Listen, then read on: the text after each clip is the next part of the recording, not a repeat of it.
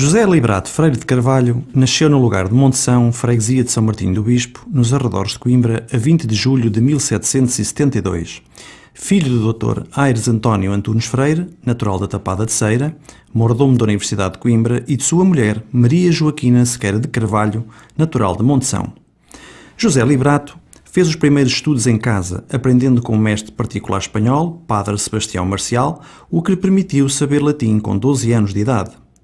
Por influência paterna, ingressou na Ordem dos Cónegos Regrantes de Santo Agostinho, no Mosteiro de Santa Cruz de Coimbra, fazendo o exame e ficando aprovado, vindo a tomar o hábito a 12 de outubro de 1787, com a idade de 15 anos, com o nome de Dom José do Loreto. Em 1788-1789, foi para o Colégio da Sapiência, onde estudou Filosofia e Teologia. Por volta de 1794, ocorreram distúrbios no colégio, elucidando sobre o obscurantismo de alguma teologia ministrada e falácia dos dogmas papais, consequência de novos professores e novas doutrinas e das leituras que fazia da efervescência da Revolução Francesa através do jornal Correio da Europa. A agitação interna levou a que alunos e professores fossem distribuídos por conventos da congregação, tendo Liberato escolhido Refóios do Lima, onde entrou em 1795 com 23 anos. Mais tarde, em Braga, veio a tomar ordens sacras, diácono e de missa. Cansado da estadia em Refóios, valeram-lhe os bons ofícios de seu irmão, António da Visitação, que conseguiu um lugar de professor substituto de Lógica no Mosteiro de São Vicente de Fora, nos princípios de 1800. Em Lisboa, privou com a melhor intelectualidade da época Gomes Freire de Andrade, Bento Pereira do Carmo ou Manuel Maria do Bocage, que o aproximaram dos círculos pró-liberais e maçónicos, vindo a ser iniciado na loja Fortaleza, adotando o nome simbólico de Spartacus. Nesta sociedade desempenhou relevantíssimas funções: grande orador, redator da primeira Constituição da Maçonaria Portuguesa, grão-mestre do Grande Oriente da Maçonaria do Sul, embora de forma interina. Em 1804, torna-se sócio da Academia Real das Ciências de Lisboa, numa altura em que o relacionamento com os liberais, onde avultava Hipólito José da Costa, levantou desconfianças, pressões e perseguições. Primeiro pela Inquisição, depois pela polícia e pelos governos, tendo sido obrigado a abandonar São Vicente de Fora e a recolher-se no Mosteiro de Grijó em 1805, onde permaneceu até 1808, homiciado por ordem da Intendência de Polícia de Lisboa. Com o início das invasões francesas e a deslocação do rei de Portugal para o Brasil, foi autorizado a regressar a Lisboa no princípio de 1808, encontrando São Vicente de Fora transformado em aquartelamentos oficiais franceses. Sobressai o conhecimento da língua francesa, que se revelou decisiva, por exemplo, no preservar da Biblioteca Vicentina, uma das principais de Lisboa, fruto de uma amizade que estabeleceu com o sábio francês Saint-Hilaire. Com o fim da primeira invasão, é conotado como partidário dos franceses. Regressa a Coimbra, escapando às prisões da Semana Santa, em cuja lista estava incluído. Movimento de perseguição que culminou com a detenção de muitos ilustres maçons, alguns depois desterrados para a Ilha Terceira. Mantém-se por Coimbra até 1810. Em setembro, chega-lhe a notícia de novas prisões, entre os dias 1 e 13, episódio que ficou conhecido como Setembrizada, prisão e subsequente deportação para as ilhas na fragata Amazona de um grupo de personalidades, em boa parte ligadas à maçonaria, jacobinos e adeptos dos ideais da Revolução Francesa, acusados de colaboracionismo com as forças de ocupação da primeira invasão. Durante a terceira invasão, Liberato foi feito refém da cidade de Coimbra pelas tropas do general Macena e forçado a acompanhar o exército francês, vindo a invadir-se a 15 de março de 1811 em Foz de Aroce, na marcha para Miranda do Corvo. No dia seguinte à libertação das forças napoleónicas, foi detido a mando das novas autoridades que governavam Coimbra, denunciado como colaborador dos franceses e remetido para a cadeia da Universidade, onde ficou 40 a 50 dias, sendo libertado sem acusação. Uma curta liberdade, pois o corregedor de Coimbra prende-o à ordem do governo de Lisboa, mandando para o Mosteiro de Santa Cruz, onde fica recluso em cárcere privado sem comunicação alguma com pessoas externas. Sem culpa nem sentença, ali passou 2 anos que empregou na tradução dos Anais de Tácito, obra fundamental da história do Império Romano. Em agosto de 1813, uma ordem do governo ordena-lhe que partisse para o convento de Refóios do Lima, com recomendação de ali não ter trato com pessoa alguma, o que indiciava ter praticado crimes novos. Percebendo que o esperavam longos anos de desgaste físico e mental, decide agir. Em 1813, com o auxílio dos amigos e negociantes portuenses Domingos Ferreira Pinto e de seu filho José Ferreira Pinto Basto, fundador da Vista Alegre, obtém um passaporte falso para a Inglaterra. Na preparação do documento, José Freire de Carvalho toma uma decisão simbólica quanto ao seu próprio nome, abandonando as regras eclesiásticas e enfatizando o novo estado de absoluta liberdade, não comprometido com a Igreja e assumindo a secularização. Eu então tomei o que hoje conservo, de José Liberato Freire de Carvalho, e adotei o de Liberato em memória da minha alforria. Quis, por uma vez, despir-me de todas as insígnias canónico-monacais. Considerei-me como recém-nascido para o mundo, declara nas suas memórias José Liberato. Embarque então num paquete rumo a Falmouth, onde chega no final de setembro, tornando-se um estrangeirado, homens de letras e filósofos que mais tarde teorizaram e inspiraram as reformas do país. Estávamos em 1814 e uma nova fase da sua vida se iniciava, a denúncia da tirania absolutista e a difusão do ideário liberal, utilizando o jornalismo como arma.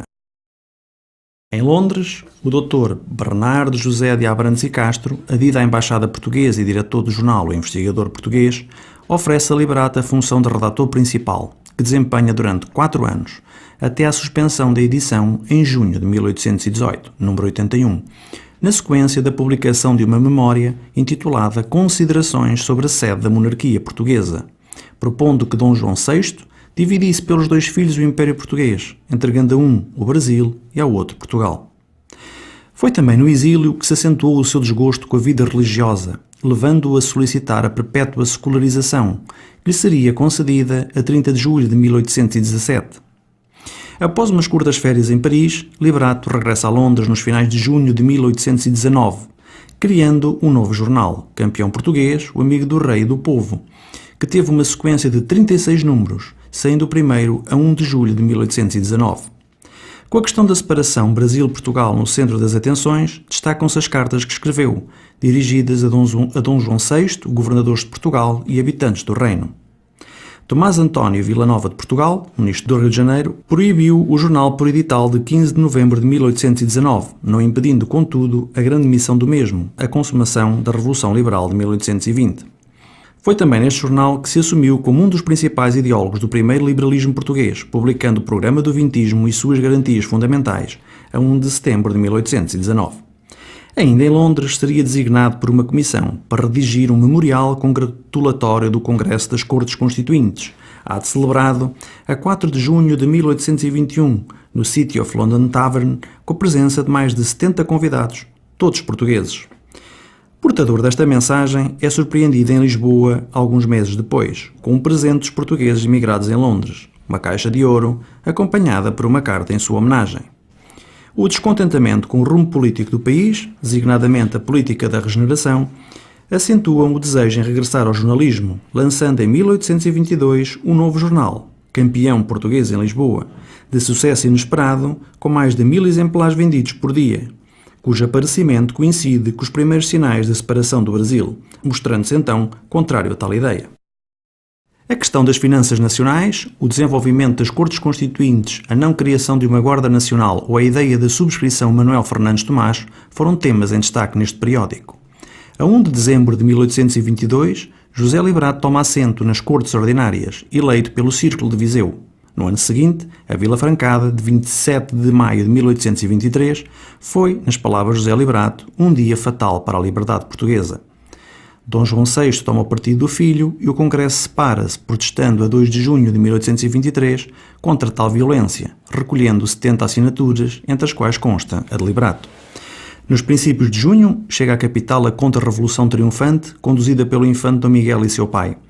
Liberato assiste a esse momento triste, na casa em que vivia, na Rua do Ouro, junto ao Terreiro do Paço. A 10 de julho de 1823, a nova intendência da polícia ordena-lhe que saia de Lisboa com destino a Coimbra, onde o corregedor lhe fixa a residência, na quinta e casa da família em Monteção. Se a ligação à Vila Francada parece evidente, Liberato admite haver nesta decisão as reclamações feitas contra si pelo governo francês, por causa do que escrevera no Campeão de Lisboa sobre Luís XVIII, apresentando-o como inimigo da liberdade espanhola. Liberato, indultado em 1824, prefere manter-se por Coimbra, acompanhando a evolução política e social que conduz ao triunfo do absolutismo. Falecido Dom João VI e estando Dom Pedro no Brasil, levanta-se a questão sobre a regência na ausência do rei. Dom Miguel e a facção absolutista tomam a dianteira com revoltas de Trás-os-Montes, Algarve e Alentejo. Valeu, na época, a oposição do Marquês de Valença, Saldanha e Rodrigo Pinto Pizarro, e será em casa do irmão deste, Inácio Pizarro, que assina uma representação enviada a Dom Pedro, expondo as intrigas que se formavam para que seu irmão viesse a ser regente. Para combater o previsível desfecho, aceita o convite de Saldanha para redator da Gazeta de Lisboa.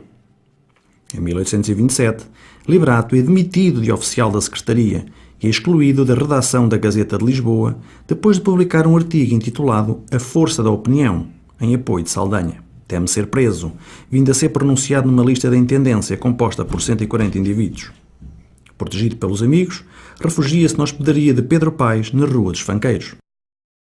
Apercebe-se que a sua casa é vigiada e instala-se nos finais de maio de 1828 nas casas de umas mulheres costureiras que moravam perto do Campo de Santana, quase de fronte ao convento do Desterro dos Frades Bernardos.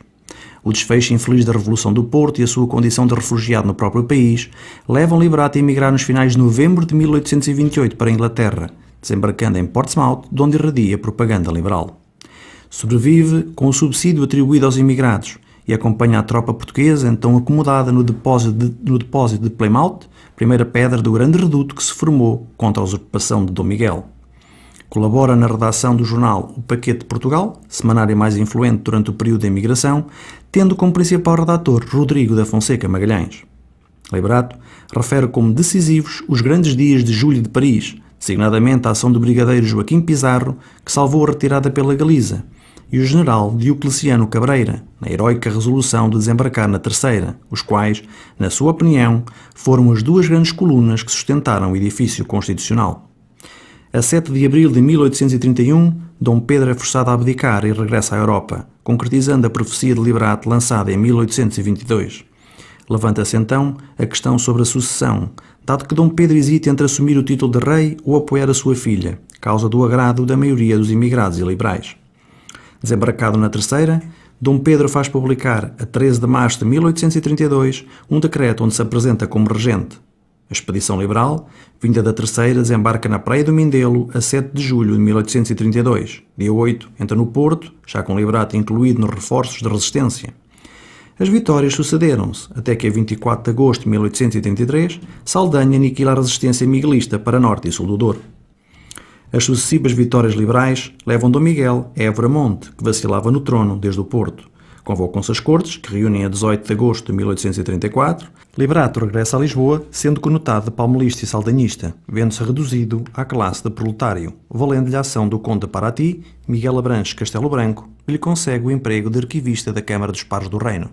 O seu prestígio e vocação levam-no a ser eleito pela segunda vez deputado da Nação pelo Círculo da Madeira. Tomando posse a 3 de outubro de 1834, renuncia ao subsídio como deputado por ter ordenado como arquivista.